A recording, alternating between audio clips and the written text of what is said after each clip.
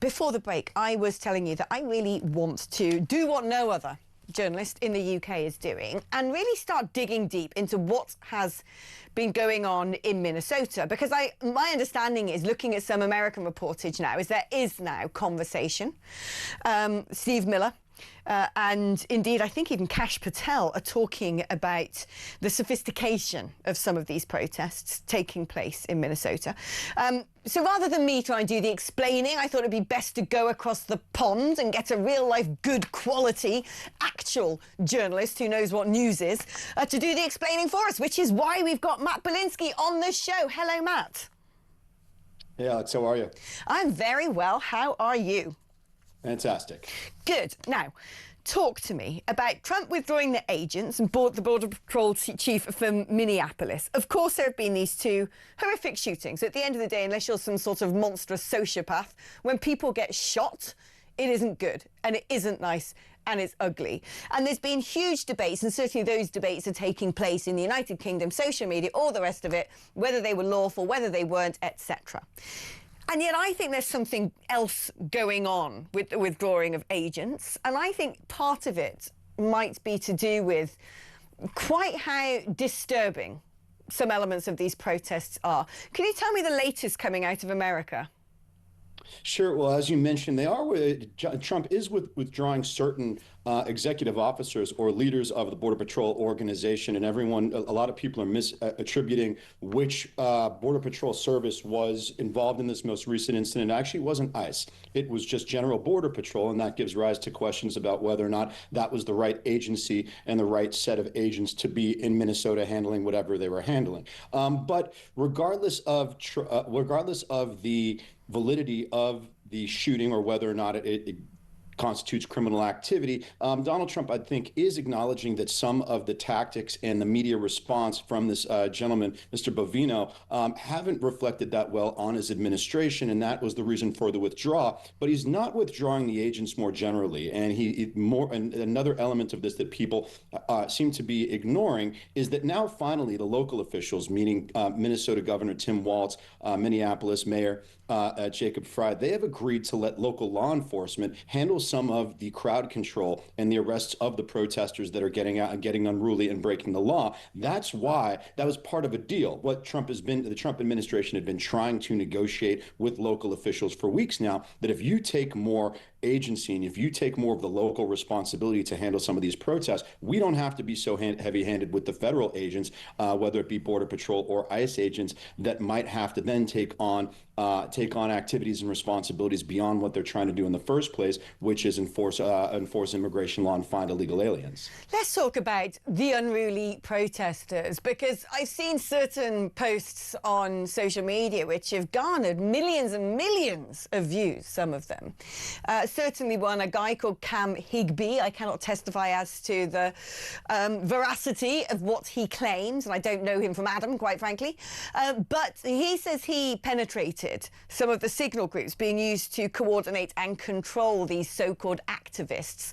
And what he has suggested is that they are clearly showing signs of almost military-level coordination, OPSEC hygiene, as I heard one particular commentator call it, with a suggestion that this isn't just a normal, on a Saturday afternoon, some left-leaning sympathetic types want to go and wave some placards because they think, snatching people out of their places of work, legal or otherwise, it isn't a pretty sight.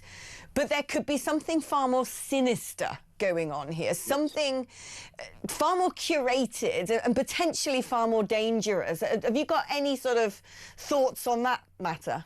I have a ton of thoughts, and while I don't personally know Mr. Higby, I'm familiar with his work, and more so, I'm familiar with the tactics of these organized left-wing organizations because I've dealt with them here in Los Angeles, not just in regards to the 2020 riots, and this is something that people who aren't that involved in politics and don't live and breathe this stuff might think is some right-wing fantasy, but it's absolutely not. There are organized left-wing anarchist and subversive groups that make it their business, their deliberate objective, to go ahead and interfere with law enforcement, sometimes local law enforcement and the police, and in this case, Border Patrol and the federal agents. And this is whether or not the specific text messages that Cam Higby purports to be exhibiting to people are accurate. There's no reason to believe they're not accurate. There's a copious amounts of evidence that these groups, one, exist, two, do communicate in this manner, and three, are making it their business and giving and instructing members, not just people who have been members for a long time, but people who might find what ICE or Border Patrol is doing objectionable and want to somehow get involved, to instruct them on how to interfere with or obstruct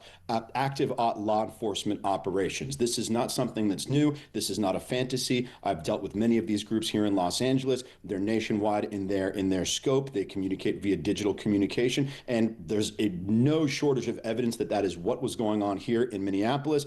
You don't have a bunch of protest. The idea that these were just peaceful protesters who held up signs and were just trying to express themselves is complete, utter fantasy. You have organized groups of these people somehow finding out where ICE agents, not even while they're conducting operations, are sleeping. The hotels that they're sleeping at, and going and banging gongs and blowing whistles and making noise outside their hotels in order to disrupt their sleep. You see them blocking traffic, or not just blocking traffic, but instructing others to block traffic, which there's quite a bit of evidence that Mr. Preddy was involved in as well. So there's a ton of evidence that this was an active operation to disrupt and interfere physically with the conduct of legal, valid law enforcement actions by Border Patrol, and these were not just, quote unquote, peaceful protesters who were just expressing themselves. Do you think the next step is America's going to need to, and you know what, this is happening in the UK, I have no doubt. We've got yet another blimmin' pro-Palestine march in London on Saturday. That war's now over, but they don't care. And I think it's about time that in the West we got real about this, because like you said, this isn't just a load of sort of, bleeding heart liberals who want something to do on a Saturday. There is something, I think, quite sinister going on here, especially when people are taking weapons to these protests. Okay, very different in America, where you have a right to bear arms. We don't in the United Kingdom, and I actually think, thank goodness, that we don't. Not that I sort of disagree with the right to bear arms in America, because you can't undo it now, you've got it. But, we don't tend to have that happening here. But when people are being encouraged to use vehicles, which of course can be a lethal weapon, that is it about time, and perhaps this is going to be what now happens, that we look into the funding streams of some of these organisations who curate these protests. We look at how they're being managed, infiltrated, where some of these protesters were in receipt of training manuals. Who's publishing those? Are there hostile states involving themselves in order to disrupt society?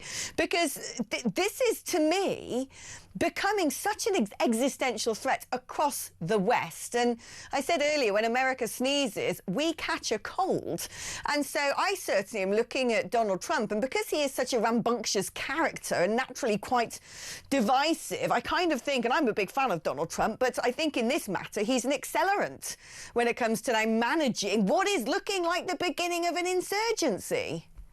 Sure. And people have amnesia. They have short memories. We went through this in 2020. Everyone forgets the trope, mostly peaceful protests. These people kind of purporting the fantasy that as long as only some people involved in a protest are being violent, are causing destruction, havoc, chaos, property damage, assaulting people, that it doesn't matter, that everybody else who's at that protest in that physical space is just fine, that you are just going ahead and expressing their views. Nothing can be further from the truth. If you are actively involved in a group some sort of organized protest that is involved in harassing people, property damage, interference or obstruction with law enforcement agencies and their activities, you are part and parcel to whatever is going on there. And there are groups that are clearly, and unless they want to go ahead and prove that everything that multiple sources has uncovered are AI generated, that nobody is organizing these things amongst people who are not just trying to protest, but take actions to physically interfere with law enforcement operations as they're going on. They're not AI generated. These are all true.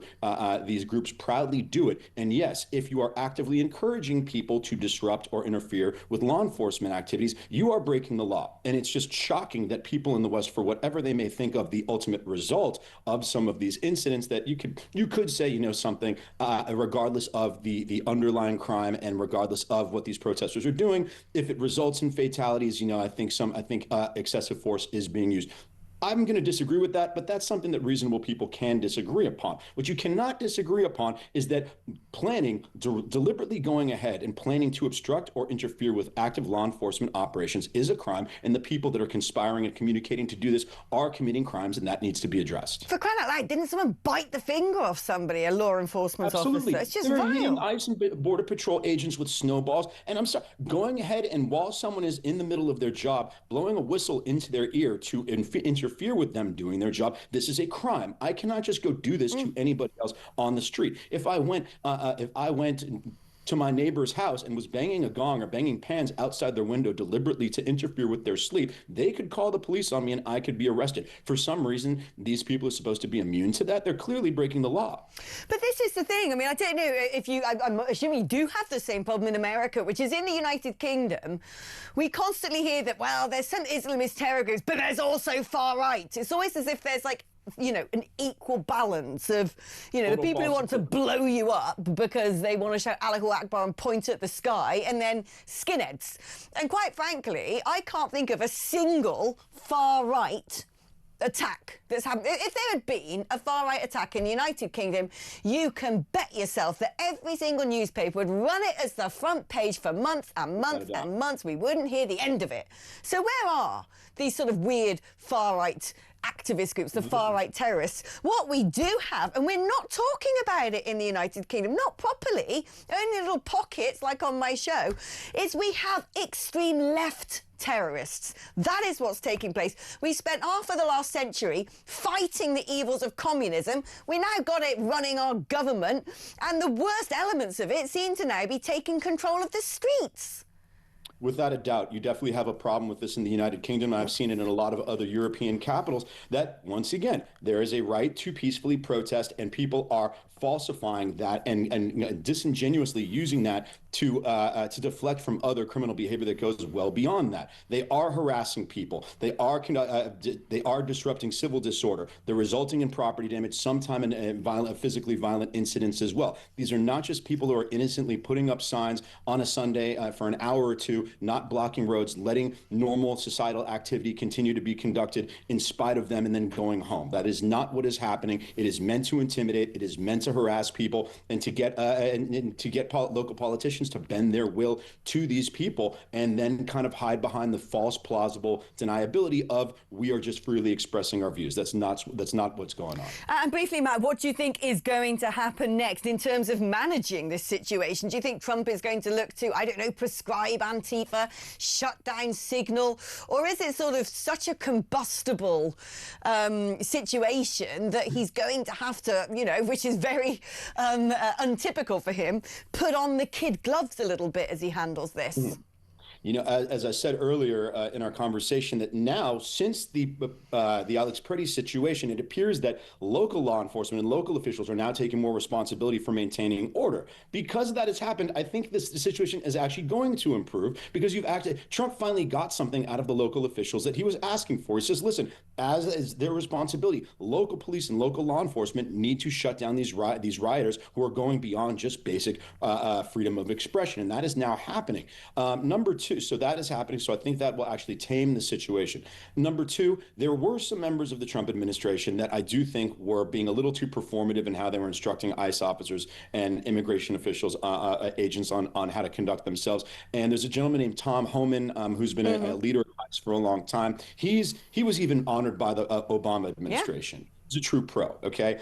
He obviously can't do every job. So Donald Trump had Kristi Noem and a couple other officials in charge of the Minnesota operations. He realized, okay, these people are over their skis. They're not equipped to handle the situation. I need to put Tom Homan in charge of the Minnesota situation. So between the local officials accepting, like, wait a second, we need to tell police to actually do their job and protect federal officers and not allow them to protest and obstruct them in the middle of their job, that will help. Tom Homan being in charge instead of Kristi Noem, I think, is going to help as well. And in terms of looking looking at the groups that are funding these subversives, or whatever the funding source are for these groups that are deliberately trying to interfere with valid law enforcement activity, I think you're going to start seeing some arrests. There's definitely going to be some law enforcement activity in that direction. And I hope to see it indeed myself. Matt, thank you ever so much for coming and breaking all that down for us. And do keep us updated as to how things go, because not all news manages to make it this side of the pond. That was Matt Bilinsky, US journalist there. If you've never come across Tom Homan, that guy looks like some sort of characteristic paradigm gangster, and he's got this amazing growl. He's like, "Rrr." I love him. He's honestly, he's like a caricature of what exactly you'd want controlling your borders. But he was honoured by Barack Obama, and Barack Obama himself did quite a few deportations, but that's okay because he's a Democrat. Right, we're going to take a